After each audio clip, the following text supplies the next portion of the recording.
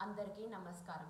ఆదిశంకరాచార్యుల రచనలు ప్రధానంగా తాత్విక గ్రంథాలు మరియు స్తోత్రాలుగా వర్గీకరింపబడ్డాయి. వాటిలో ముఖ్యమైనవి ఉపనిషత్తులు, బ్రహ్మసూత్రాలు మరియు భగవద్గీతపై వ్యాఖ్యానాలు. అంతేకాకుండా భజగోవిందం, సౌందర్యలహరి, విష్ణు సహస్రనామ స్తోత్రం వంటి అనేక స్తోత్రాలు కూడా రచించారు. ముఖ్యమైన తాత్విక రచనలు పరిశీలిద్దాం. ప్రస్థానత్రయం, వివేక చూడామణి, ఆత్మబోధ, యజ్ఞసూత్ర భాష్యము. ముఖ్యమైన స్తోత్రాలను గమనిద్దాం. భజగోవిందం, సౌందర్యలహరి, విష్ణు సహస్రనామ స్తోత్రం, ఆనందలహరి, శివానందలహరి.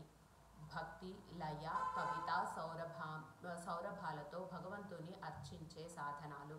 శంకరులు తన గురు స్తోత్రం ఆరంభంలో చెప్పినట్టుగా గురు బ్రహ్మ, గురు విష్ణు, గురుదేవో మహేశ్వరః, గురు సాక్షాత్ పరం బ్రహ్మ తస్మై శ్రీ గురవే నమః అనే స్తోత్రం ప్రార్థనా గీతంగా చాలా ప్రసిద్ధమైనది.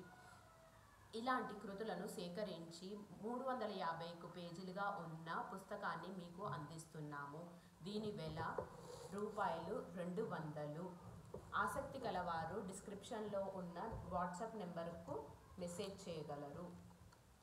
దీంట్లో కూర్చబడిన స్తోత్రాలను గమనిద్దాము.